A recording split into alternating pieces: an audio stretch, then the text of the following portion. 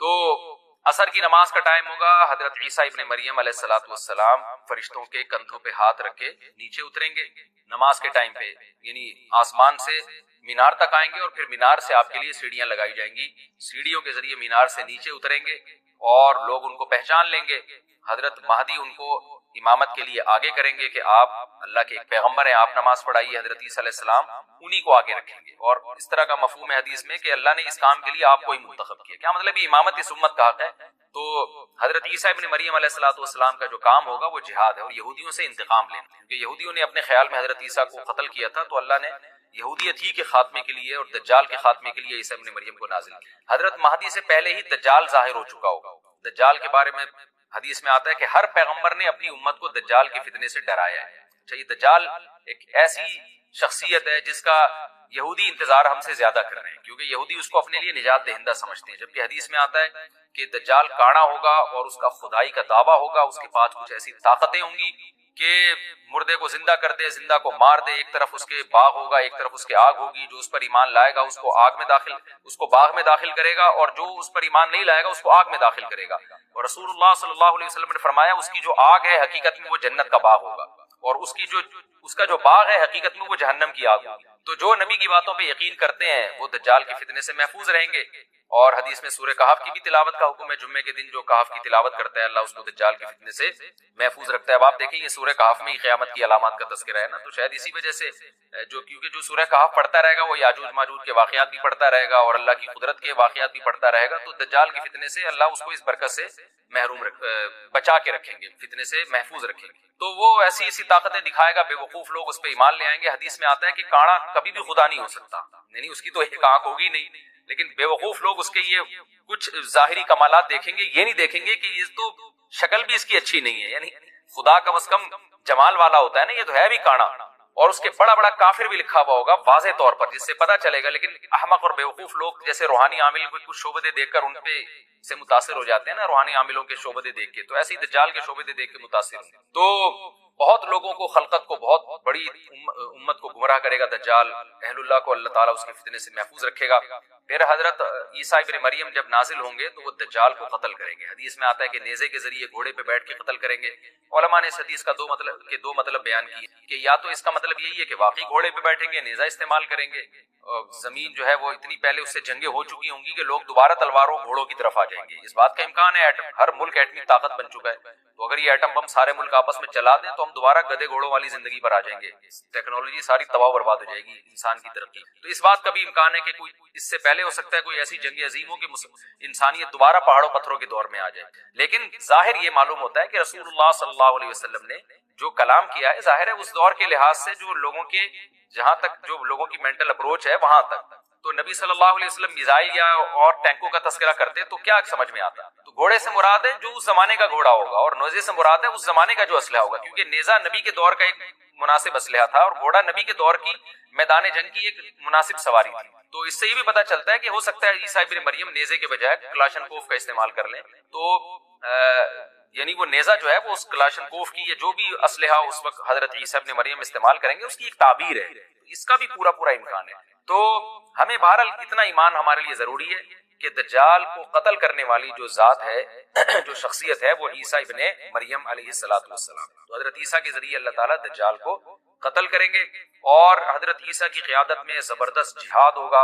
حدیث میں آتا ہے کہ عیسیٰ ابن مریم اس دنیا کو امن سے بھر دیں گے، اتنا امن ہو جائے گا اور اتنی مالی فراوانی ہوگی، اتنی مالی، کیونکہ دنیا میں مال بہت ہے، ڈسٹریبیوشن صحیح نہیں ہے، جو تقسیم ہے نا مال کی وہ ظالمانہ ہے، جس کی وجہ سے غریب سے غریب تر ہے، امیر سے امیر تر ہے۔ حضرت عیسیٰ ابن مریم ایسا نظام قائم کریں گے کہ جس سے مال کی صحیح تقسیم، اور لوگ اٹھیں گے زکوٰۃ کا مستحق تلاش کریں گے اور لوگوں کو زکوٰۃ کا مستحق نظر نہیں آئے گا، غریب تلاش کرنا مشکل ہو جائے گا۔ لوگ مجھے کہتے ہیں اب سعودی عرب کی حکومت میں اتنی گڑبڑ ہو رہی ہے آپ بیان کیوں نہیں کرتے؟ میں کہتا ہوں اس کا نقصان کیا ہوگا؟ ہم اگر سعودیہ کے خلاف بیان کریں، اس کا نقصان سعودی عرب کو نہیں ہوگا بلکہ اس کا فائدہ ہوگا ان قوتوں کو جو سعودی عرب کے خلاف ہیں، اور وہ اسلام دشمن قوتیں ہیں، وہ فائدہ اٹھائیں گی، ہمارے بیان کیش کرائیں گے۔ تو سعودی عرب جیسا بھی ہو بھائی ہمارے لیے پھر بھی بہت بڑی نعمت ہے، کیونکہ اگر حکومت سعودیہ ختم ہو گئی تو ختم ہونے کے بعد سعودی عرب ہمارے ہاتھ میں نہیں آئے گا، اسلام دشمنوں کے ہاتھ میں چلا جائے گا۔ تو آپ بیان داغنے سے پہلے آپ بادشاہ کے خلاف بیان کرنے سے پہلے، حکومت کے خلاف بیان کرنے سے پہلے یہ سوچو کہ اس بیان کا فائدہ کیش کون کرا رہا ہے. بہت مشکل ہے بات سمجھانا، بہت مشکل. اس کا فائدہ کون اٹھا رہا ہے؟ نہیں آ رہی سمجھ میں تو چھوڑ دو بھائی. بھائی فائدہ کون اٹھائے گا؟ اس کا فائدہ وہ اٹھائیں گے جو صبح شام سعودیہ کے خلاف بولتے ہیں، اور وہ بولتے ہیں جو اسلام کے دشمن ہیں. فائدہ وہ اٹھائیں گے. تو انسان اس میں بہت سوچ سمجھ کے انسان کو چلنا چاہیے. تو اچھا، اپنا جب دنیاوی مفاد ہوتا ہے نا تو یہ ساری باتیں لوگوں کی سمجھ میں آتی ہیں. جب دنیاوی مفاد ہوتا ہے نا، مثال کے طور پر آپ کا چائے کا بزنس ہے، چائے کی پتی کا کاروبار ہے، آپ کو پتا چل گیا نا کہ چائے کے یہ نقصان ہے، آپ کبھی بھی اس کو بیان نہیں کرو گے. آپ بولیں گے میں نے کوئی ٹھیکہ لیا میں چائے کے نقصانات بیان کرنے؟ بھائی یہ ڈاکٹر بیان کرے نا، میں کیوں بیان کروں؟ میرا بزنس ہے. تو اپنی دنیا کا جہاں معاملہ آتا ہے تو وہاں سارے عقل مند ہو جاتے ہیں. جہاں معاملہ آئے گا دین کا، وہاں سب مخنچو بن جاتے ہیں. کیونکہ شاید ہمیں دین سے محبت نہیں ہے، شاید ہمیں ملک سے محبت نہیں ہے، شاید ہم چاہتے ہیں کہ ملک کا بیڑا غرق ہو جائے. آپ کے حق بیان کرنے کے چکر میں ملک کی کیا ہو گئی؟ ایسی کی تیسی ہو گئی، اور آپ کے پاس کوئی آلٹرنیٹ بھی نہیں ہے، کوئی دوسرا کنٹری بھی نہیں ہے. تو اس لیے جو بھی ممبر پہ بیٹھ کے ڈنکے کی چوٹ پہ بول رہے ہیں نا حق، تو ان سے جا کے پوچھا کرو کہ یہ حق آگ لگ تو نہیں لگا رہا لوگوں کے اندر، نفرتیں تو نہیں پھیلا رہا لوگوں کے اندر، کیا کر رہا ہے یہ؟ نہیں. تبھی دیکھو آپ نے کسی کو برائی میں دیکھا تو اسلام اجازت نہیں دیتا کہ آپ اس کی برائی لوگوں کے سامنے بیان کریں، حالانکہ حق تو ہے نا کہ وہ برا ہے تو برا ہے. بھائی بیان کرنے میں فائدہ کیا ہو رہا ہے؟ نمبر ایک آدمی کے راز فاش ہو، وہ اگر کل توبہ کر کے اپنے آپ کو درست کر لیتا ہے، اللہ توبہ قبول کر لے گا، مگر پبلک اس کی توبہ قبول بولو نہیں کرے گی. اسلام کسی قوم کے ساتھ خاص نہیں ہے. یہ تو عربوں میں اب عصبیت پیدا ہو گئی ہے. خلافت عثمانیہ کا جب خاتمہ ہوا نا تو وہ عربیت کی بیس پہ ہوا، اسلام کی بیس پہ نہیں، کیونکہ اسلام کی بیس پہ اس خلافت کو ختم کرنا ممکن نہیں تھا. کیا ہو گیا بھائی اسلام کی بیس پہ خلافت عثمانیہ سے بغاوت کا کوئی تک بنتا نہیں تھا کہ بھائی اسلام تو بغاوت کو حرام کہتا ہے حکومت کے خلاف. نبی صلی اللہ علیہ وسلم نے فرمایا مسلمانوں کا جب کوئی خلیفہ ہو اس کے خلاف جو بھی کھڑا ہو، صحیح مسلم کی حدیث ہے، اسے قتل کر دو کائن من کان، جو بھی ہو، کتنا نیک، چاہے عربی ہو چاہے اجمی ہو چاہے بہت کیسا ہی. مسلمانوں کا اتحاد پارا پارا نہیں ہونا چاہیے. تو اگر وہ اس بیس پہ خلافت کا خاتمہ ہوتا کہ یہ اسلامی خلافت ہے تو کوئی بھی ساتھ نہیں دیتا. خاتمہ انگریز نے جو کروایا، جو بعض عرب، سب عرب اس میں شامل نہیں تھے، بعض عربوں کو یہ بتایا کہ تم عرب ہو اور حکومت تم پہ کون کر رہے ہیں؟ ترکی تمہارا باپ کیوں بنا ہوا ہے؟ ٹھیک ہے نا، ترکی حرمین کا محافظ کیوں ہے؟ اسلام تو تمہارا ہے، ترکوں کا تھوڑی ہے. حالانکہ 800 سال ترکوں نے اسلام کی قیادت کی ہے، کوئی کم نہیں ہے یہ 800 سال، جس کو انگریز بھی عظیم عثمانیین کہتا ہے، گریٹ عثمانیین، انگریز بھی کہتا ہے عظیم خلافت. تو اسلام کی بیس پہ یہ میں نے ایک بہت بڑے عرب عالم سے سنا، شیخ صالح العثیمین رحمہ اللہ تعالی، انہوں نے بیان میں فرمایا کہ عرب اسرائیل کی جنگ میں عربوں کو کبھی بھی فتح بولو نا نہیں ہوگی، اس لیے کہ یہ عرب اسرائیل کی جنگ ہے. جب تک اس جنگ کو اسلام اور اسرائیل کا نام نہیں دیا جائے گا اللہ کی مدد نہیں آئے گی. مسلم اسرائیل کی جنگ کہو گے تو مدد آئے گی. اللہ نے عربوں کی مدد کا وعدہ نہیں کیا.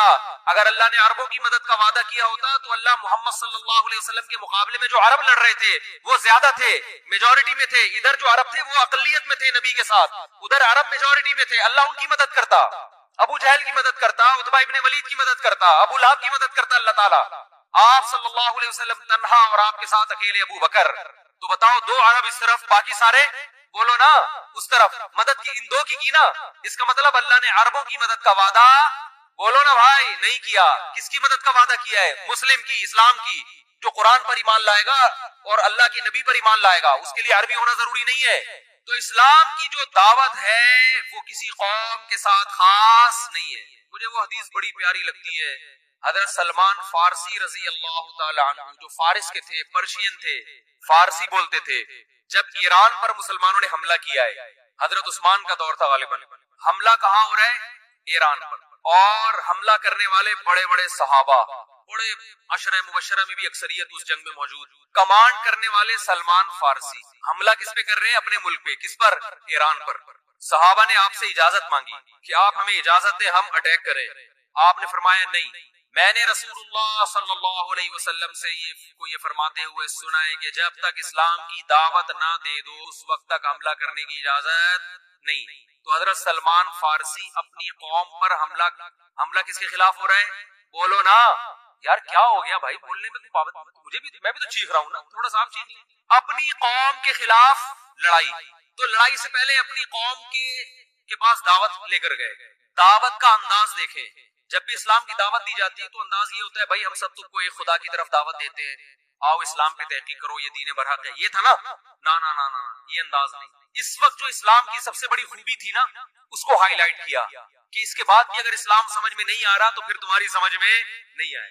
وہ خوبی ہے کہ یا اہل فارس، اے اہل فارس، انا رجل منکم، میں تمہاری قوم کا آدمی ہوں. تمہیں پتا ہے کہ عربوں میں عصبیت کوٹ کے بھری ہوئی ہے. عرب کے علاوہ کسی کو برداشت نہیں، اپنے سے جیسا کسی کو نہیں سمجھتے. مجھے عرب نے نہ صرف یہ کہ عزت دی ہے اپنے جیسا، بلکہ اپنے سے برتر مجھے کمانڈر بنا دیا. عرب کی قیادت کس کے ہاتھ میں ہے؟ کمانڈر کون ہے؟ میں ہوں. یا اہل فارس، اے اہل فارس، انا رجل منکم، تمہاری قوم کا آدمی ہوں. ترون العرب یطیعوننی، چھوٹی موٹی قوم میری فرما برداری نہیں کر رہی. عرب کو دیکھ رہے ہو کہ تم میری کمانڈ کے تحت لڑ رہے ہیں. کیا انداز، خاندانی انداز تھا یا نہیں دعوت کا؟ آج اگر یہ چیز عربوں میں پیدا ہو جائے تو دنیا کا نقشہ بدل جائے گا. عرب کی عراق پر جب حملہ ہوا تو بعض عربوں نے نعرہ لگایا کہ کسی دوسرے عرب ملک پر ہم حملہ برداشت نہیں کریں گے. کاش وہ یہ کہہ دیتے کہ کسی دوسرے اسلامی ملک پر ہم حملہ برداشت، بولو نا، لیکن نہیں نکلتا منہ سے. عرب بھئی عربوں کی تو مدد کہیں بھی نہیں قرآن میں لکھی کہ اللہ کہتے ہیں میں عربوں سے محبت کرتا ہوں. ایک آیت بھی ہمیں ایسی نہیں ملی. یہ جو حدیث ہے کہ عربوں سے محبت کرو اس لیے کہ قرآن عربی حدیث من گھڑت ہے. ٹھیک ہے ہم پھر بھی فضیلت کے قائل ہیں کہ اسلام آپ میں پہلے آیا، آپ نے دنیا کی قیادت کی، اس بیس پر ہم عزت دیں گے آپ کو، لیکن اللہ کی طرف سے مدد اس بیس پہ نہیں آئی. جب بنو عباس کی خلافت کا، اسلام میں 2 خلافتیں عربوں کی آئی ہیں اور تیسری خلافت اجمیوں کی. بنو امیہ کی خلافت ختم، پھر بنو عباس کی خلافت جب ختم ہوئی تھی اسلام تباہ ہونے والا تھا، لیکن ترک کھڑے ہوئے اور اللہ نے ان کے ذریعے اسلام کو دوبارہ زندہ کیا. اور یورپ کی آنکھوں میں آنکھیں ڈال کے بات کرتے تھے. اس وقت بیت المقدس محفوظ تھا. ترک خلیفہ سے اسرائیل نے بیت المقدس کی تھوڑی سی زمین مانگی تھی. ترک خلیفہ نے کہا تھا کہ مٹی لے جانے کی بھی اجازت نہیں، زمین تو دور کی بات، یہاں سے مٹی شوپر میں ڈال کے لے جانے کی بھی اجازت نہیں. اس وقت ہم اس قابل تھے کہ آنکھوں میں آنکھیں ڈال کے بات کرتے، اس لیے کہ اس وقت یہ جنگ عرب اسرائیل نہیں تھی بلکہ مسلم اور، بولو نا بھائی، اسرائیل. لوگ کہتے ہیں عرب جو ہے نا اسرائیل کو تسلیم کر رہے ہیں، کرنے تو عربیت کی بیس پہ کر رہے ہیں، اسلام کی بیس پہ نہیں ہوگا. پاکستان اسلام کے نام پہ بنا ہے، عربیت کے نام پہ نہیں بنا، اس لیے پاکستان ابھی تک اسرائیل کو تسلیم نہیں کر رہا ہے اور انشاءاللہ نہیں کرے گا. اور اگر حکمران کرنے کی کوشش کریں گے تو ہم کرنے نہیں دیں گے انشاءاللہ. یہ اسلام ہے. جب اس قوم کی نافرمانی حد سے بڑی ہے، اللہ کو غضب آیا، اللہ نے آسمان سے بادل بھیجے، قوم کہنے لگی ھذا عارض ممطرنا، یہ تو گہرے بادل ہیں، ہمیشہ سے آتے ہیں، بارشیں برسیں گی. ان کے پیغمبر نے کہا بل ہوا مستعجلتم بہ، اس سے بارش نہیں برسے گی، اس دفعہ اس بادل سے کیا برسے گا؟ پتھر برسیں گے. اللہ ہم سب کو پناہ میں رکھے. اور ایسے پتھر برسیں گے تدمر کل شیء بامر ربها، ہر چیز کو اللہ کے حکم سے یہ پتھر توڑ ڈالیں گے. ہمارے ہاں جب بھی کوئی دنیا میں طوفان آتا ہے، زلزلے آتے ہیں، بارشوں میں سیلاب آتے ہیں، تو 2 انتہاؤں کی طرف لوگ جاتے ہیں. ایک انتہا تو ہے جو لبرلزم لوگ ہیں، لبرلزم کو فالو کرنے والے لوگ، جو لبرل نام نہاد لبرل لوگ، وہ کیا کہتے ہیں بھائی یہ قدرت کا نیچر کا ایک سسٹم ہے، کسی بھی وقت کچھ بھی ہو سکتا ہے، لہذا اس میں اپنے گناہوں سے توبہ کرنا، اللہ کے سامنے گڑ گڑانا، ان تکلفات کی بالکل بھی ضرورت نہیں. چاہے کرونا ہے یا کوئی بھی وبائیں ہیں، اس کا خدا کے عذاب سے کوئی تعلق نہیں ہے. بھائی پلیٹیں ہیں زمین کی، ہلیں گی تو دھسیں گے سارے. جب زمین سے اتنی گیس نکال رہے ہو، اتنا آئل نکال رہے ہو، تو خلا پیدا ہوتا ہے نا، وہ خلا پور ایسے ہی ہوگا کہ ایک طرف کا حصہ کھسک کے یہاں جائے گا، تو وہ زمین ہے وہ کوئی چھوٹی موٹی چیز تو نہیں ہے. جب ادھر سے کھسک کے گیا تو 2-4 پہاڑ دائیں بائیں ہو گئے. جب 2-4 پہاڑ دائیں بائیں ہوئے تو وہ باقی ایڈجسٹ کرنے کے لیے وہ بھی کھسک جاتے ہیں. تو کھسکتے کھسکتے دہلی سے زلزلہ چلا تھا اور پہنچتا کہاں تک ہے؟ لاہور تک، اور درمیان میں بہت سے لوگوں کو لقمہ اجل بناتا ہوا جاتا ہے. تو وہ کہتے ہیں تو سائنٹیفک حقیقت ہے، اس کا خدا کے عذاب سے اور ثواب سے کیا تعلق ہے بھائی؟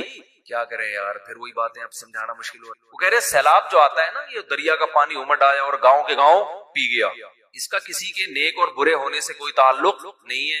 نہ اس میں خدا سے توبہ استغفار کرنے کی ضرورت ہے. جو نام نہاد لبرل ہے وہ یہی کہتے ہیں اس میں توبہ کی کیا ضرورت ہے. بھائی یہ تو گلیشیئر پگھل گیا تھا, گرمی زیادہ پڑی تھی, تو پگھل جب جائے گا تو ظاہر ہے دریا میں پانی زیادہ آئے گا, جب پانی آئے گا تو ظاہر ہے سائڈوں پہ نکلے گا, جب سائڈوں پہ نکلے گا تو وہ جو بھی سائڈ پہ بیٹھا ہوا ہوگا اس کو بہا کے لے جائے گا. اس سے کیا تعلق کہ اس نے تہجد پڑھ کے بیٹھا ہوا ہے یا گناہ کر کے بیٹھا ہوا ہے, اس سے کیا تعلق ہے کہ وہ بد نظری کرتا تھا, سود کھاتا تھا. یہ مولوی لوگ تمہیں خم خمے ڈراتے ہیں, دیکھو وہ گاؤں کے لوگ سود کھاتے تھے, عذاب آیا اور سیلاب پانی بہا کے لے گیا. اس سے کیا تعلق ہے؟ اس لیے توبہ وبہ کرنے کی ضرورت نہیں. یہ بھی ایک انتہا ہے. دوسری انتہا جو بعض مذہبی لوگ کرتے ہیں وہ انتہا یہ کہ ہر قدرتی آفت کو کسی گناہ کا نتیجہ قرار دیتے ہیں.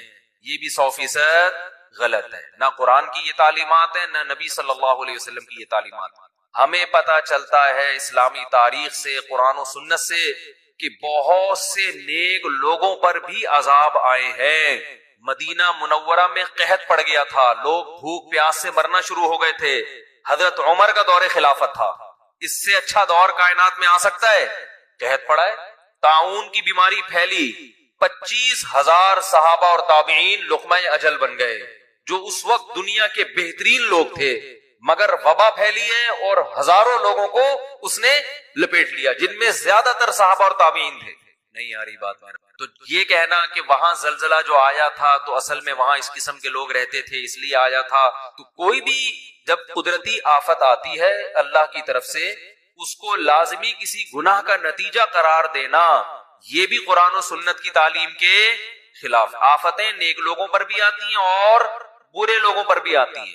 ہم قرآن و سنت میں جب غور کرتے ہیں نا تو ہمیں 2 قسم کی آفتیں ملتی ہیں اس زمین پہ ہوتی ہیں, 2 قسم کی. ایک آفت تو وہ قرآن نے بیان کی ہے جس میں واقعتاً 100% گناہ کا دخل ہوتا ہے, اور وہ اس عذاب کی کوئی سائنٹیفک لاجک نہیں ہوتی, وہ قدرت نے اپنی طرف سے کام کیا ہوتا ہے جس کا کوئی بظاہر سبب موجود نہیں ہوتا.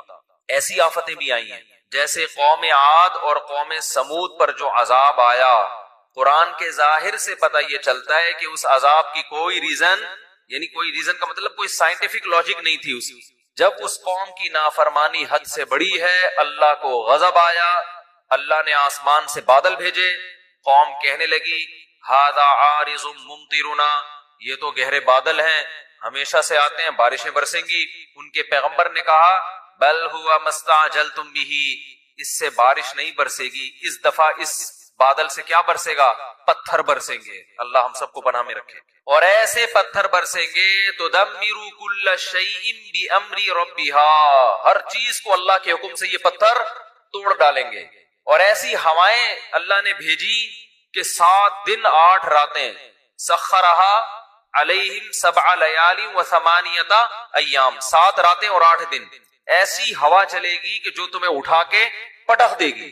اور اللہ فرماتے ہیں کہ انہم اعجاز نخل خاویہ, جیسے کھجوروں کے درخت الٹے پڑے ہوئے ہوتے ہیں نا, 1 ہفتہ طوفان میں جب تھما 1 ہفتے کے بعد تو یہ لوگ ایسے پٹکے ہوئے پڑے ہوئے تھے, مرے ہوئے, جیسے کھجور کے تنے پڑے ہوئے ہوتے ہیں. لمبے قد کے لوگ تھے.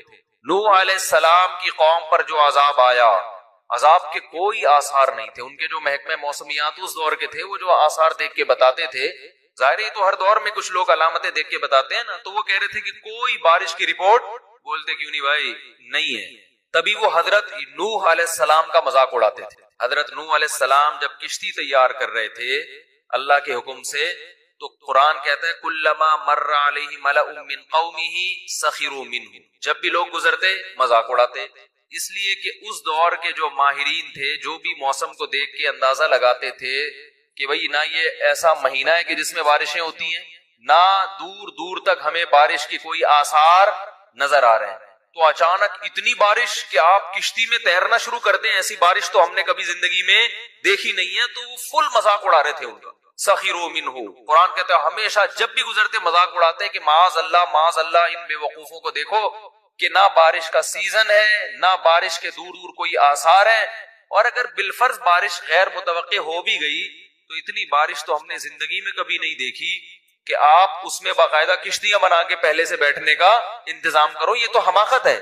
لیکن نوح علیہ السلام کیا کہتے تھے, اور ان کے ایمان والے کہتے تھے ان تسخروا منا فانا نسخر منکم, ان قریب جیسے تم ہمارا مذاق اڑا رہے ہو نا, ہم تمہارا مذاق اڑائیں گے. کیوں؟ مذاق اس بات کا کہ جو خدا اسباب کے ذریعے بارشیں پیدا کر سکتا ہے وہ کسی قوم کو عذاب دینے کے لیے بغیر سبب کے بھی عذاب میں مبتلا کر سکتا ہے. جس کی یہ طاقت اور قدرت تم نے دیکھی ہے، جو سمندروں سے پانی اڑا کے آسمان پہ لے جا کے برسا سکتا ہے، اس میں ایک چکر، ایک سائیکل چل رہا ہے، تو وہ سائیکل کا محتاج نہیں ہے، وہ ویسے بھی اٹھا کے برسا سکتا ہے. جس نے آدم اور حوا کو بغیر باپ اور ماں کے پیدا کر دیا، تو اب آپ یہ دیکھو کہ بغیر ماں باپ کے بچہ پیدا ہو ہی نہیں سکتا. تو آپ کہو کہ بھئی اب ناممکن ہے، تو اللہ کے لیے ناممکن تھوڑی ہے. اللہ نے تو آدم اور حوا کو بغیر باپ اور بغیر ماں کے پیدا کر کے دکھایا. اللہ نے تو اس اللہ کے لیے تھوڑی مشکل ہے. تو مذاق تو ہم تمہارا اڑائیں گے کہ تمہیں اس خدا کی باتوں پہ یقین نہیں آ رہا. تو یہ وہ عذاب تھا جو اس دور کے سائنسدان، کیا اس دور کے سائنسدان بھی اس کی لاجک تلاش نہیں کر سکتے. دنیا میں ایسے بہت دفعہ ہوا ہے. لوط علیہ السلام کی قوم پہ پتھروں کی بارش ہوئی ہے اور اللہ نے زمین کو اٹھا کے الٹا کر کے پٹخ دیا. اس کی کوئی لاجک نہیں ہے. یہ بھی ممکن ہے کہ ہو لاجک، اللہ نے لاجک پیدا کر دی ہو، کوئی وجہ پیدا کر دی ہو، لیکن ضروری نہیں ہے. اللہ یہاں اسباب کا محتاج نہیں ہے. تو ایک عذاب تو وہ ہوتا ہے جو بغیر کسی سبب کے اچانک مسلط ہو جاتا ہے، جس میں سائنسدان بھی حیران ہوتے ہیں، وہ کہتے ہیں ہمیں سمجھ بھی نہیں آ رہا. تو یہ عذاب پچھلی امتوں میں زیادہ ہوئے تھے، اور نبی صلی اللہ علیہ وسلم نے فرمایا میری امت میں بھی ہوں گے مگر پچھلی امتوں سے کم ہوں گے، لیکن ہوں گے ضرور. آپ صلی اللہ علیہ وسلم نے فرمایا جب گناہوں کی کثرت ہوگی میری امت میں مسخ کے واقعات بھی ہوں گے، شکلیں تبدیل ہو جانا. بنی اسرائیل کو اللہ نے منع کیا تھا نا ہفتے کے دن شکار مت کرو، پھر بھی کیا انہوں نے. رات کو سوئے ہیں، صبح جب اٹھیں تو کچھ لوگ بندر بن چکے تھے اور کچھ لوگ سور اور خنزیر بن چکے تھے. یہ چیز سائنسدانوں کی سمجھ سے بولو بھائی باہر. جیسے حضرت عیسیٰ کو اللہ نے بغیر باپ کے پیدا کر دیا، سائنسدان مانیں گے اس کو؟ کہ میں لیبارٹری میں تو ایسے ممکن ہی نہیں ہے، لیبارٹری تو یہ کہتی ہے کہ یہ پاسبل نہیں ہے. حضرت عیسیٰ علیہ السلام مردوں کو کہتے تھے قم باذن اللہ، اللہ کے حکم سے کھڑا ہو جا، مردہ ایک دم زندہ ہو کے بیٹھ جاتا تھا. سائنسدان مانیں گے؟ بولتے کیوں نہیں بھائی، نہیں مانیں گے. لیکن دنیا کی اکثریت اس کو مانتی ہے، مسلمان بھی مانتے ہیں، عیسائی بھی، اور یہ دنیا کی اکثریت بن جاتے ہیں. اور دنیا کی اتنی بڑی قوم کا کسی جھوٹی خبر پہ جمع ہونا عقلاً ممکن نہیں ہے. ہر چیز سائنس سے نہیں پتہ چلتی، خبر سے بھی پتہ ہر بہت سی چیزیں سائنسدانوں کی دسترس سے باہر ہے. آج ہمارے جو یونیورسٹیوں کے طلبہ ہیں نا، وہ کہتے ہیں بس سائنسدان بتائیں گے تو مانیں گے ورنہ نہیں مانیں گے. اور بھائی یہ تو بے وقوفی کی بات ہے. خبر جو ہے نا نیوز، اس میں اگر تواتر سے کچھ لوگ خبر بیان کر رہے ہیں تو اس کو بھی ماننا پڑتا ہے، چاہے وہ سائنس اس کو مانے یا نہ مانے. میں یہاں جب بھی ایسے کوئی معجزے اور کرامت کے واقعات بیان کرتا ہوں نا، تو میں اپنا واقعہ ضرور بیان کرتا ہوں. میں نے شہداء کے خون کی خوشبو اپنی ناک سے سونگی، اللہ کی قسم. اب اگر مجھے کوئی سائنسدان کہے کہ یہ پاسبل نہیں ہے تو میں کہوں گا میں نے خود سونگی ہے تو پاسبل. آپ کہہ سکتے ہیں ان کی ناک میں کوئی گڑبڑ ہوگی، ناک میں گڑبڑ ہے تو پھر ادھر سے بدبو آ رہی ہے، ادھر سے کیا آ رہی ہے؟ خوشبو. دونوں سے بدبو آئے نا، یہ دونوں سے خوشبو آئے. آپ کہیں گے بھائی اس کو وہم ہو گیا ہے، تو میرے ساتھ 10 آدمی اور تھے، ان کو بھی وہم ہو گیا. بہت مشکل ہے بات سمجھا. آپ کہو گے یار جیسے ہی کوئی شہید ہوا ہوگا فوراً کسی نے خوشبو کا چھڑکاؤ کر دیا ہوگا. بھائی 1 مہینے پہلے شہید دیکھا، اس میں سے بھی وہی خوشبو آ رہی ہے. 1 مہینے بعد دوسری جگہ پہ دیکھا، اس میں سے وہی پرفیوم، وہ بندہ فوراً لے کے وہاں کہاں سے پہنچ گیا. اور ادھر شہادت ہوئی ہے، ادھر خوشبو آ رہی ہے. ایسے بھی ہمارے ساتھیوں نے دیکھا. تو نہ کوئی اسپرے لے کے کھڑا ہوا ہے. اور چلو اس کو چھوڑ دو، ریڈ کراس ایک NGO ہے، اس کو تو مانتے ہو نا.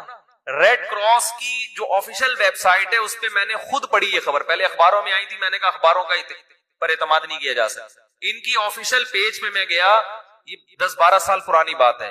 انہوں نے افغانستان کے بارے میں لکھا کہ وہاں جو یہ جن کو مجاہدین کہا جاتا ہے، یہ جب مرتے ہیں تو ان میں بہت سو کی لاشیں خراب نہیں ہوتی اور ان لاشوں میں سے خوشبو آ رہی ہوتی ہے، اور ان کے مقابلے میں جو لڑ رہے ہوتے ہیں ان کی لاشوں میں سے بدبو آ رہی ہوتی ہے. یہ بہت چھوٹی سی خبر تھی کیونکہ یہ ڈرتے بھی ہے نا، یہ تو اور موٹیویشن نہ ملے لوگوں کو. اور نیچے لکھا تھا ہم ان کی خوراک پہ ریسرچ کریں گے کہ یہ کھاتے کیا ہے. یہ اللہ کی قسم میں نے خود پڑھی ہے یہ خبر، سونگی بھی ہے، شہداء کے خون کی خوشبو. ایسے بہت واقعات ہیں، 6 مہینے ہو گئے باڈی خراب نہیں ہوئی، خوشبو آ رہی ہے.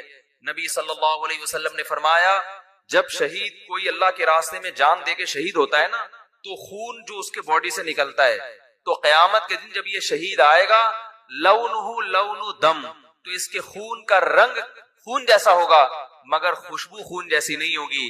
وہ فرمائے ریحہ ریح مسک، اس کی خوشبو مشک جیسی ہوگی. جو ہرن کی ناف سے نہیں مشک نکلتا، اتنی بہترین خوشبو ہوگی. تو اب اگر کسی کو یہ اعتماد ہو کہ مفتی طارق مسعود صاحب جھوٹ اتنی لمبی ممبر پہ بیٹھ کے پھینکیں گے نہیں, تو اس کو اب مزید کسی سائنسدان کی ضرورت نہیں ہے اس خبر کی تصدیق کے لیے. اور اگر کسی کا خیال ہے کہ بھائی ہو سکتا ہے پھینک رہے ہو بیٹھ کے, تو وہ پھر کہے گا یار مجھے یقین نہیں ہے. تو اگر ڈاکٹر کہیں گے کہ ایسا پاسبل ہے تو مان لوں گا, ڈاکٹر کہیں گے امپاسبل تو نہیں مانوں گا.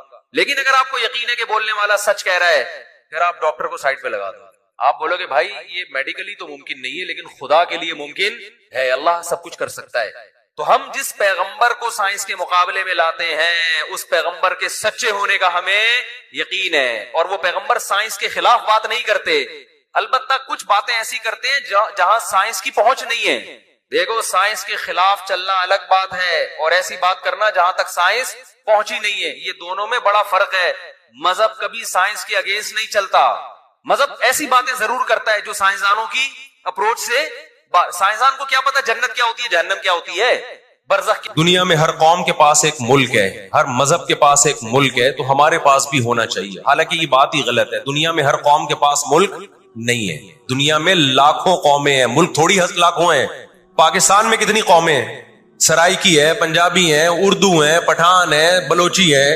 اگر قومیت کی بیس پہ ملک بنانا شروع کر دیں پھر تو ایک ایک انچ کے ملک وجود میں آئیں گے. پھر سرائکیوں میں جائیں گے تو سرائکیوں میں 20 قومیں ہیں, پٹھانوں میں جائیں گے پٹھانوں میں 40 قومیں نکلیں گی, مہاجروں میں جائیں گے ان میں صدیقی الگ ہے, ہاشمی الگ ہے, 20 قسم کے, بہاری الگ ہے. وہ تو قوم در قومیں بڑھتی چلی جائیں گی. انہوں نے کہا دنیا میں ہر مذہب کے پاس ایک ملک ہے. حالانکہ یہ بات بھی سکھوں کے پاس کوئی الگ ملک ہے, کوشش کر رہے ہیں وہ بنانے کی, لیکن اب تک کی رپورٹ کے مطابق نہیں ہے. بہت سارے دنیا میں مذہب ہے جن کے پاس کوئی کنٹری. مذہب کی بیس پہ حکومت دنیا میں 3 قوموں نے کی ہے, مذہب کی بیس پہ, جو آسمانی مذاہب ہیں, یہود, عیسائی اور مسلمان. پہلی جنگ عظیم ختم ہونے والی تھی, دنیا امن و امان کی طرف آ رہی تھی, ان کو وہ دنیا کا امن پسند نہیں آیا. انہوں نے جناب طے کیا کہ ہمیں ایک ملک ملنا چاہیے. ان کے بڑے بیٹھے, کسی نے کہا افریقہ میں ہونا چاہیے, کسی نے کہا فلاں جگہ ہونا چاہیے, کسی نے کہا فلاں جگہ ہونا چاہیے. ان میں چند شرارتیوں کو خیال آیا کہ اگر ہم کسی بھی ملک میں کسی بھی زمین پہ اناؤنس کریں گے نا یہاں ہم نیا کنٹری بنانا چاہتے ہیں, تو ہمارے یہود خود اس پہ آمادہ نہیں ہوں گے. اس لیے کہ جو شخص کسی ملک میں سکون اور اطمینان کے ساتھ رہ رہا ہے, کوئی یہودی, تو وہ کیوں آئے گا ہجرت کر کے وہاں پہ. سمجھ میں آ رہی ہے بات؟ بھائی آپ کسی کنٹری میں امن اور سکون کے ساتھ ہو, اعلان ہوتا ہے ان لوگوں کے لیے وہاں الگ ملک بن رہا ہے, تو آپ کہو گے مجھے جانے کی کیا ضرورت ہے جب میں یہاں سکون اطمینان سے ہوں, مجھے تمام حقوق حاصل ہیں. یہودیوں کو پوری دنیا میں ہر قسم کے حقوق حاصل تھے, اور سب سے زیادہ یہودیوں کے ساتھ اچھا سلوک مسلمان خلفاء نے کیا ہے. یہودی خود اس کے معترف ہیں کہ مسلمانوں کی اور ہماری جنگیں وہ بنو قریظہ اور بنو نذیر کے بعد, وہ جو مدینہ کے دور میں اس کے بعد کبھی بھی نہیں ہوئی ہیں. مسلمانوں کی لڑائیاں یا تو اہل فارس سے ہوئی ہیں, ایران جو پہلے کا ایران تھا, یا عیسائیوں سے ہوئی ہیں, یہودیوں سے جھڑپیں نہیں ہوئی ہیں. تو ان کو خیال ہوا بیٹھے بیٹھے کہ ہمیں الگ ریاست چاہیے. مختلف جگہوں کا سلیکشن ہوا, سب ریجیکٹ ہو گیا. تو صہیونیوں کو خیال آیا کہ اگر ہم بیت المقدس کا نعرہ لگاتے ہیں کہ ہمیں بیت المقدس دوبارہ چاہیے, یہ ہمارے آباء و اجداد کا وطن ہے, تو الگ ریاست کا منجن بہترین طریقے سے بک سکتا ہے. مذہبی لوگ جہاں لوگوں کو صحیح گائیڈ کرتے ہیں, خوب سمجھ لو مذہب کے نام کا منجن بھی مذہب میں ہی بکتا ہے. آج بھی ایسا ہو رہا ہے. بہت سی مذہبی تحریکیں لیبل کس کا لگا رہی ہوتی ہیں, اسلام میں بھی ایسا ہی ہے. جہاں اسلام میں آپ کو اچھی تحریکیں ملیں گی وہاں ایسی تحریکیں بھی ملیں گی کہ لیبل کس کا لگایا جا رہا ہوتا ہے, مذہب کا, اور مقصد اس کے پیچھے دنیاوی مفاد ہوتے ہیں. اس کو سمجھنے کی ضرورت ہے. ہمارے یہاں جہاں بھی نعرہ لگ جائے نا مذہب کا, تو لوگ سارے گدے گھوڑوں کی طرح اکٹھے ہو جاتے ہیں. یہ نہیں دیکھتے کہ اس کے پیچھے اس کے مقاصد کیا ہیں. تو نعرہ یہ لگایا گیا, اللہ کرے میں جلدی سے مختصر ہسٹری سمیٹ دوں پھر آپ کے سامنے بات رکھوں. نعرہ یہ لگایا گیا کہ چونکہ بیت المقدس ہمارا تھا, یعقوب علیہ السلام, یوسف علیہ السلام, موسیٰ علیہ السلام اور جتنے پیغمبر گزرے, یحییٰ علیہ السلام, زکریا علیہ السلام, ان سب کا مرکز کون سی جگہ ہے؟ ارض مقدس فلسطین. تو فلسطین کے نام پہ پوری دنیا سے یہودیوں کو فلسطین میں جمع کرنا ہمارے لیے پاسبل ہے. مگر یہودی بکھرے ہوئے تھے, ان کے پاس اتنی طاقت نہیں تھی. 2 سازشیں انہوں نے کی ہیں. نمبر 1, تجارت اپنے کنٹرول میں لو. قرآن کہتا ہے وَأَخْذِهِمُ الرِّبَا وَقَدْ نُهُوا عَنْهُ، اللہ نے ان پر سود لینے پر پابندی لگائی تھی ان کے، انہوں نے دنیا کو سود کے نظام میں لپیٹ دیا، پوری دنیا کی دولت مرتکز ہو کے کس کے پاس آنے لگی؟ یہودیوں کے پاس۔ مذہبی ریاست بنائی جا رہی ہے، اس کی مثال ایسے ہے جیسے ہم مسجد بنا رہے ہیں اور بندوق ہاتھ میں لے کے لوگوں کو ڈکیتیاں کر کے پیسہ لاؤ، جتنا پیسہ بنے گا، جتنا پیسہ اکٹھا ہوگا ہم اس کے لیے اسے کیا بنائیں گے؟ مسجد بنائیں گے۔ تو اس سے صاف پتہ چل جائے گا بھائی تیرا مقصد مسجد بنانا نہیں ہے، مسجد کے نام پہ منجن بیچنا ہے۔ سمجھ میں آ رہی ہے بات کہ نہیں آ رہی؟ لیبل مسجد کا لگ رہا ہے اس کے پیچھے، کیونکہ جو مسجد جو بنانا چاہتا ہے وہ کبھی بھی حرام پیسے سے مسجد نہیں بنائے گا۔ تورات میں آج تک سود کی حرمت موجود ہے، قرآن نے بیان کیا کہ ان کو ہم نے سود لینے سے منع کیا، لیکن انہوں نے سود لینا شروع کر دیا۔ بڑے بڑے بینک آج کس کے پاس ہیں؟ ان کے تانے بانے سارے کس سے جا کے ملتے ہیں؟ یہودیوں سے۔ بیٹھے بیٹھے پیسہ جمع کرنا شروع کیا۔ تبھی تو میں کہتا ہوں یہ جو بڑے بڑے جنرل اسٹور بنے ہوئے ہیں نا، مال بنے ہوئے ہیں، جو بینکوں سے سودی قرضہ لے کے کروڑوں روپے پھونک دیتے ہیں، اس کے بجائے نا اپنے ان غریب دکانداروں کے پاس جایا کرو جو اپنے باپ کی کمائی سے، وراثت کے پیسوں سے دکان بنا کے بیٹھے ہوئے ہیں۔ یہ جو سودی نظام ہے نا، سودی نظام، اس سے دنیا کی دولت مرتکز ہو کے چند ہاتھوں میں جاتی ہے، پھر وہ چند ہاتھ ہی آپ کے باپ بن کے بیٹھتے ہیں دنیا میں۔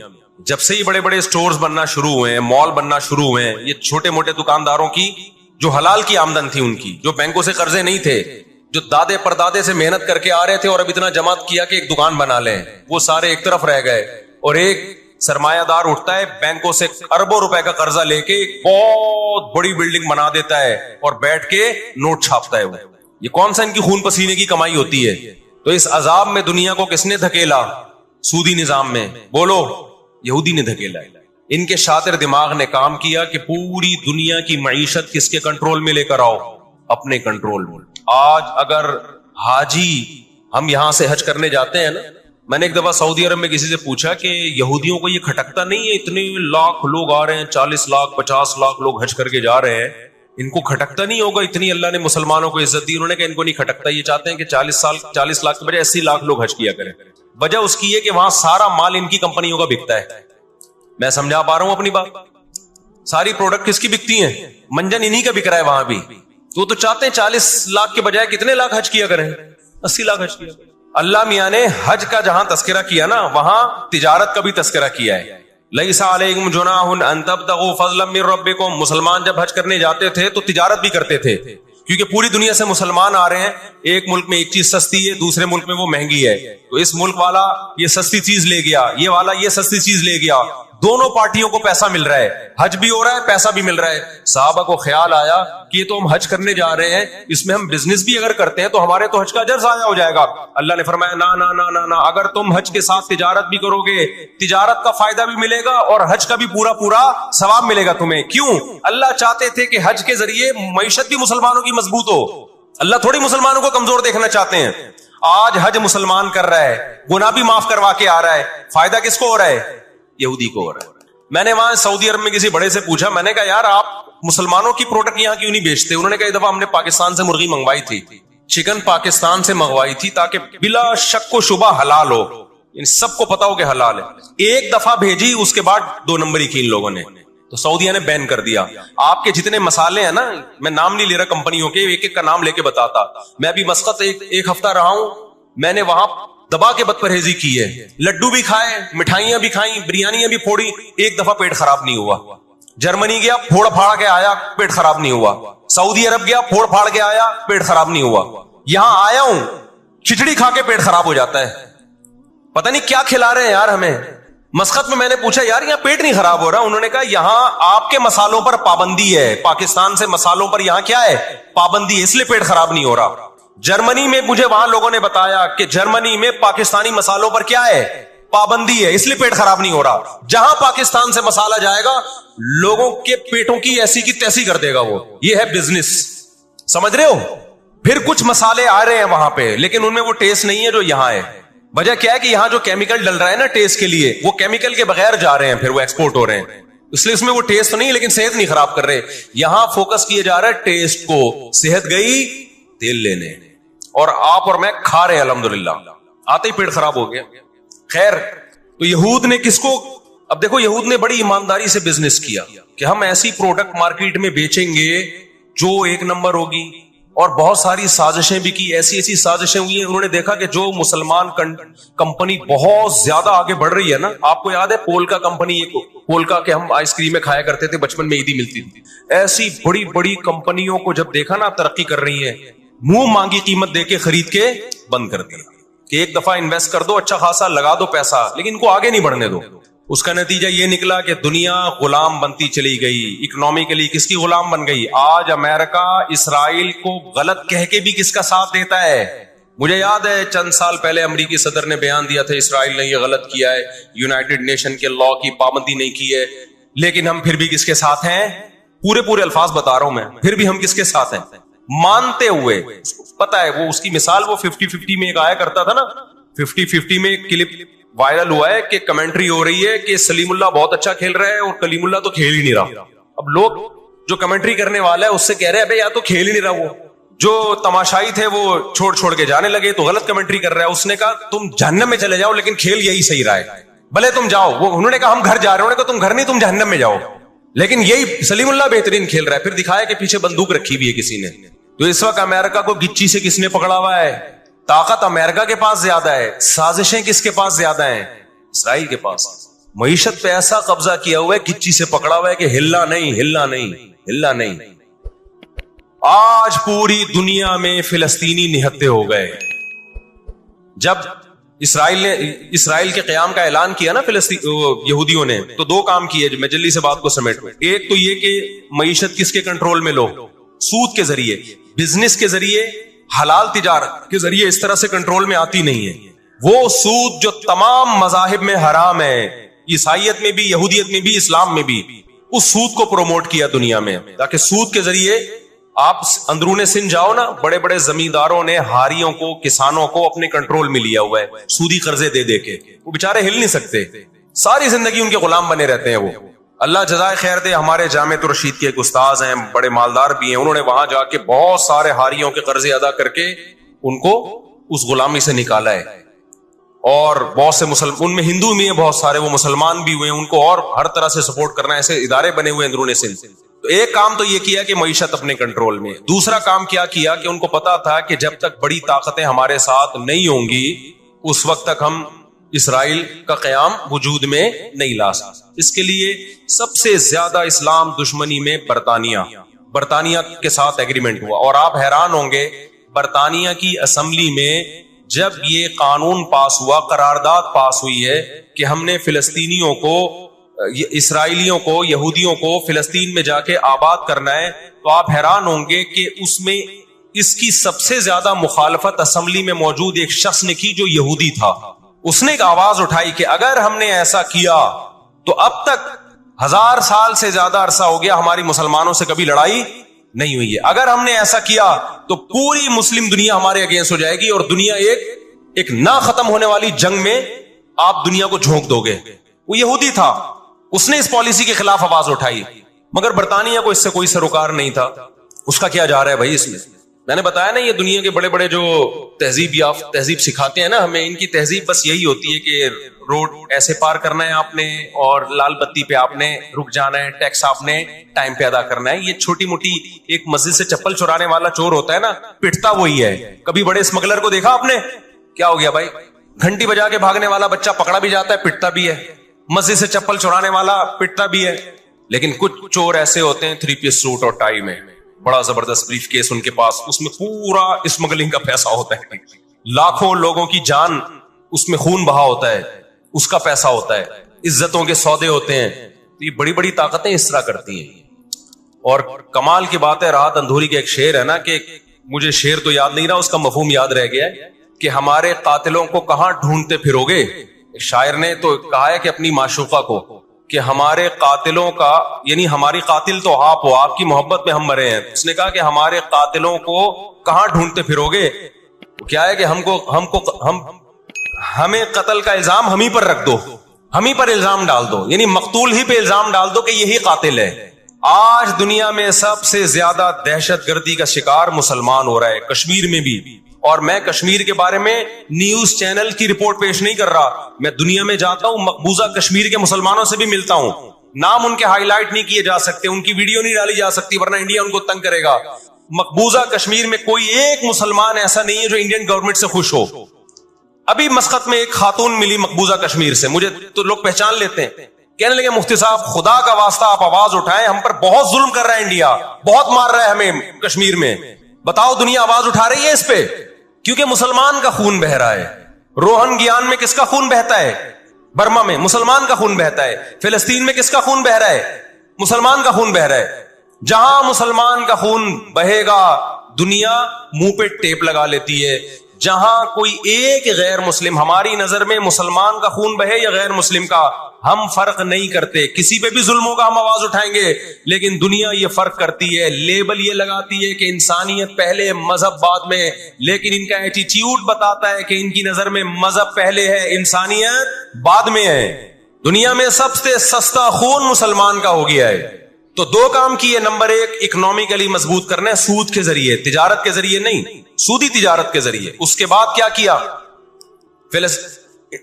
برطانیہ سے معاہدہ ہوتا ہے اور چند سالوں میں 1917 میں برطانیہ نے اعلان کیا کہ بھئی ہم پوری دنیا سے یہودیوں کو لا کے کہاں آباد کریں گے؟ فلسطین. اس وقت مکمل فلسطین کس کا تھا؟ عربوں کا تھا, وہ مسلمانوں کا تھا. چند سال میں 33% یہودی اسرائیل میں آ کے فلسطین میں آ کے آباد ہو گئے, اور وہ وہاں گڑبڑ شروع کر دی انہوں نے. نہتے فلسطینیوں کو مارنا, قتل کرنا, ان کی زمینوں پہ قبضہ کرنا. فلسطینیوں نے آواز اٹھائی, غیرت مند لوگ ہیں وہ, انہوں نے کہا لن نترک شبرا للذلی, ہم ایک بالش بھی نہیں دیں گے. جب تک سلطان عبد الحمید تھا نا, خلیفہ مسلمانوں کا, اس نے یہودیوں سے کہا تھا کہ شاپر میں مٹی اٹھا کے بھی لے جانے نہیں دوں گا فلسطین کی. سمجھتے ہو, دیکھو مسلم حکومت چاہے کیسی نالائق ہو, خلافت چاہے کیسی نالائق ہو, اس کا وجود نہ ہونے سے بہرحال بہتر ہے. آج لوگ کہتے ہیں ترک بدعتی تھے, ترک میں مزار تھے, میں مانتا ہوں یہ چیزیں غلط تھیں, لیکن اب مزار ختم ہو گئے, اس کے بجائے دوسری غلط چیزیں بہت ساری آ گئی ہیں, اور بہت ساری الٹی چیز. جب تک ایک ہماری ریاست تھی, ایک حکومت تھی, نہ بوسنیا کا مسئلہ کھڑا ہوا تھا اور نہ اسرائیل کا مسئلہ کھڑا ہوا تھا. تو 33% یہودی آ کے آباد ہوئے. 1945 میں جب پہلی جنگ عظیم کا خاتمہ, دوسری جنگ عظیم کا خاتمہ ہوا, برطانیہ کی ایسی کی تیسی ہو گئی تھی. قرآن کہتا ہے وَكَذَلِكَ نُوَلِّي بَعْضَ الظَّالِمِينَ بَعْضًا, یہ عجیب الفاظ ہیں قرآن کے, ہم بعض ظالموں کو بعض کے ذریعے پٹواتے ہیں. ہندوستان میں بہت سارے علماء کھڑے ہوئے انگریز کے خلاف, لیکن شکست ہوئی. اللہ نے پٹوایا کس سے؟ برطانیہ کو, ہٹلر کے ذریعے. ٹھیک ہے برطانیہ جنگ ہارا نہیں, لیکن اتنا کمزور ہو گیا, جو اس نے 200 سال محنت کی تھی بر صغیر پہ کنٹرول کرنے کے لیے, اسے اندازہ ہو گیا کہ اب میں وہ کنٹرول برقرار نہیں رکھ سکتا. اور ہٹلر کے ایصال ثواب کے لیے بر صغیر کے مسلمانوں کو اور ہندوؤں کو آزادی ملی, کس سے؟ برٹش سے آزادی ملی. تو اب کیا ہوا؟ یونائٹڈ نیشن بن چکی تھی, اس کے پیچھے بھی بہت بڑی سازش تھی. خیر یونائٹڈ نیشن جب وجود میں آئی ہے تو برطانیہ تو پیچھے ہٹا, یونائٹڈ نیشن آ گئی. 1947 میں یونائٹڈ نیشن نے فلسطینیوں کی مرضی کے بالکل خلاف ایک کام کیا کہ بٹوارا کیا جائے, یہاں تک یہودیوں کا اور یہاں تک کس کا؟ فلسطینیوں کا. یہ پہلی غلطی تھی یونائٹڈ نیشن کی. جب عدالت انصاف نہیں کرتی نا, تو پھر لوگ خود بخود غیر قانونی کاموں پہ آتے ہیں. عدالت جب اپنی ذمہ داری پوری کرتی ہے, لوگ غلط چیز کی طرف نہیں جاتے. 1948 میں یا 49 میں, آج دنیا میں بہت سے لوگ کہتے ہیں یہ عرب کنٹریز کیوں نہیں کر رہے. بھائی عرب ممالک 3 بڑی جنگیں لڑ چکے ہیں. یہ جو لوگ الزام لگاتے ہیں نا کہ عرب چپ کر کے بیٹھے ہوئے ہیں, مصر کیوں نہیں کر رہا. مصر کی سرحد ملتی ہے اسرائیل سے, شام کی سرحد ملتی ہے, اردن اور لبنان کی سرحد ملتی ہے. یہ سارے ملک 3 بڑی جنگیں لڑ چکے ہیں اسرائیل کے خلاف, لیکن فتح کس کو ہوئی ہے؟ اسرائیل کو. کیوں؟ اس کے پیچھے کون تھا؟ اس کے پیچھے امریکہ تھا. تو آپ اپنے ملکوں کو برا بلا کہہ کے اس سے کچھ بھی حاصل ہونے والا نہیں ہے, اس سے ان کا وجود بھی ختم ہو جائے گا. 3 بڑی جنگیں ہو چکی ہیں, تمام عرب کنٹریز مل کے اسرائیل پہ حملہ کرتے ہیں, لیکن اس کے نتیجے میں نقصان کیا ہوا؟ یونائٹڈ نیشن نے جو لکیر کھینچی تھی نا یہودیوں کے لیے, یہودی اس لکیر کو کراس کر کے آگے بڑھ گیا, اور 80% فلسطین پہ یہودی نے قبضہ کر لیا. اور یہ غزہ کی پٹی جو آج ہے, اور جس کو ویسٹ بینک کہا جاتا ہے، اس غزہ کی پٹی پہ مصر کا قبضہ ہو گیا جو ایسٹ میں ہے، اور ویسٹ بینک پہ اردن کا قبضہ ہو گیا. 20% علاقہ میں سے آدھا اردن کے پاس اور آدھے سے کچھ کم مصر کے پاس چلا گیا. باقی 80% کس کے پاس آ گیا؟ اسرائیل کے پاس. پھر 1967 میں بہت بڑی وار ہوئی. یہ میں ان لوگوں کو بتا رہا ہوں جو ہر وقت اسلامی حکومتیں جو رہی صحیح رہ گئی ہیں نا، ہر وقت ان کو برا بلا کہتے رہتے ہیں، یہ کچھ نہیں کر رہے، یہ عرب کچھ نہیں کر رہے. 3 جنگیں لڑ چکے ہیں. جب تک تمہارا باپ پیچھے کھڑا ہوا ہے نا امریکہ، اس وقت تک یہ مسئلہ حل نہیں ہو سکتا. پیچھے وہ کھڑا ہوا ہے. اب کیا ہے کہ جی 1967 میں یہ تمام کنٹریز جو بھی اسرائیل کو گھیرے ہوئے ہیں، یہ سب مل کے پلان بناتے ہیں، عرب متحد ہوتے ہیں کہ اسرائیل کو ایک ہی دفعہ میں صفحہ ہستی سے مٹانا ہے. اسرائیل کی خفیہ ایجنسیاں اتنی ہوشیار، اتنی متحرک کہ پہلے اطلاع مل جاتی ہے، اور مصر کے جہاز جو بمبارمنٹ کے لیے جانے تھے، اسرائیل پہ حملہ کرنا تھا، وہ کھڑے کھڑے بہت سارے جہاز ایئرپورٹ پہ اسرائیل تباہ کر دیتا ہے. سمجھ میں آ رہی ہے کہ نہیں آ رہی ہے؟ بہت بڑی پلاننگ سے آیا بھائی.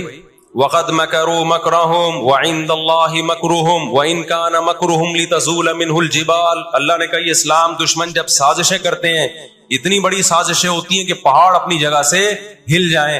یہ نا امیدی کی بات ہے، لیکن امید کی بات بھی ہے. اللہ کہتا ہے عند اللہ مکرہم، اللہ کو ان کی مکر اور تدبیر کا علم ہے. یہ مسلمانوں سے نہیں لڑ رہے، یہ کس سے لڑ رہے ہیں؟ اللہ سے لڑ رہے ہیں. تو خوشخبری کی باتیں بھی ہیں، وہ میں بتاؤں گا انشاءاللہ ابھی. تو عرب کو شکست ہوتی ہے، اور نقصان کیا ہوتا ہے کہ الٹا عربوں کے علاقے اپنے ہاتھ سے نکل جاتے. مصر کا بہت بڑا علاقہ چلا گیا، غزہ بھی خالی ہو گیا، ویسٹ بینک بھی خالی ہو گیا، اور یہ سارے علاقے کس کے قبضے میں چلے گئے؟ یہود کے. شام کے علاقوں پہ بھی یہود کا قبضہ، مصر کے علاقوں پہ بھی. 1973 میں پھر عرب ممالک مل کے لڑتے ہیں اسرائیل کے خلاف تاکہ اپنے علاقوں کو خالی کرائیں ہم. اس میں بھی کیونکہ امریکہ بھرپور سپورٹ کر رہا تھا اسرائیل کو، دبا کے اسلحہ دے رہا تھا. رزلٹ کس کے خلاف گیا؟ مسلمانوں کے خلاف، عربوں کے خلاف.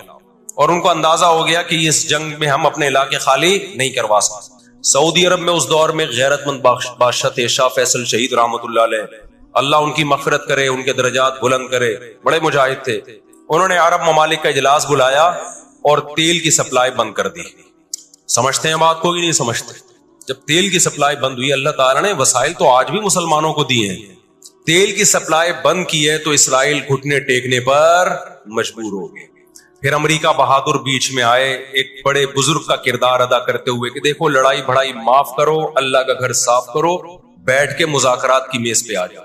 تو یہاں بھی مذاکرات کی میز کے پیچھے تیل کا ڈنڈا تھا. سمجھ رہے ہو؟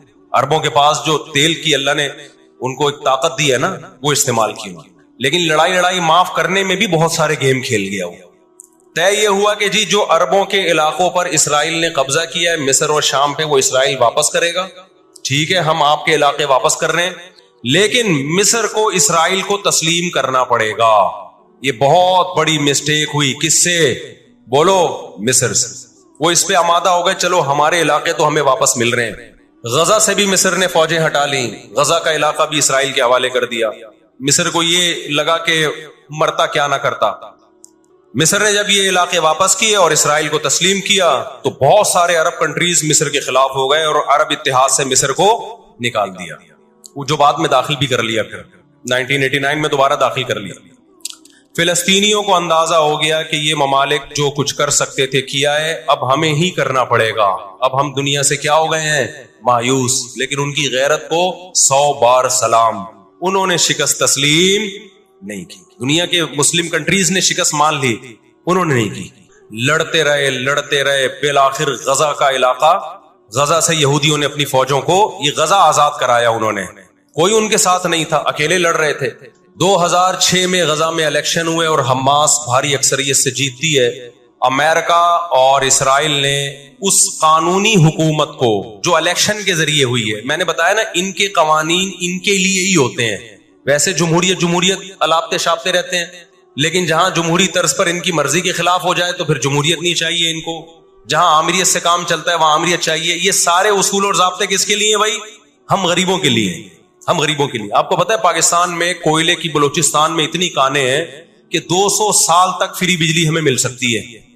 لیکن دنیا ہمیں نکالنے نہیں دیتی کہ انوائرمنٹ ماحول خراب ہوگا، جبکہ بہت سارے ملکوں میں کوئلے سے بجلی بن رہی ہے، وہاں کا ماحول خراب بولو نہیں۔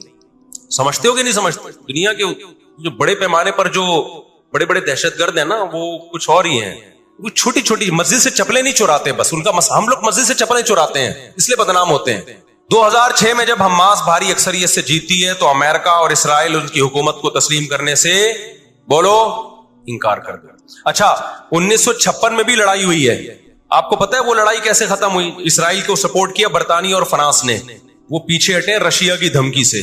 روس کو اندازہ ہو گیا کہ یہ قبضہ کرتے چلے جا رہے ہیں اور ایک بہت بڑی پاور بن کے یورپ اور امریکہ اتحاد بن کے ہمارے سامنے آ جائیں گے، ہماری پوزیشن خراب ہو جائے گی۔ روس کون سا کوئی اتنا نیک انسان ہے وہ، لیکن قرآن کہتا ہے نا نولی بعض الظالمین بعضا، ہم بعض ظالموں کو بعض ظالموں ہی کے ذریعے پٹواتے ہیں۔ محلے میں ایک دادا گھوم رہا ہوتا ہے بدماشی کرتا، کمزور پٹ رہے ہوتے ہیں، اللہ دوسرے دادا کو پیدا کر کے اس کو پٹواتے ہیں اس سے، اور پھر کہتے ہیں تجھے کسی اور سے پٹواؤں گا میں۔ روس نے کون سا اچھے، افغانستان میں جو بربریت کی اس نے کس قانون کے تحت افغانستان میں گھسا تھا، وہاں بھی افغانی اس کے خلاف کھڑے ہوئے اور مار مار کے بھگایا اس کو۔ پھر جو آپ کے 40-42 ملک ابھی افغان طالبان کے ساتھ لڑ کے گئے ہیں، وہ کس قانون کے تحت آئے تھے بھائی؟ ایک شخص کو پکڑنے کے لیے، اسامہ بن لادن کو پکڑنے کے لیے آپ نے پوری ریاست کی ایسی کی تیسی کر دی۔ تو ان کے اپنے لیے اصول کچھ اور ہیں، ہمارے لیے اصول بولو کچھ اور ہیں۔ اس لیے انصاف اصل کب ہوگا میرے بھائی؟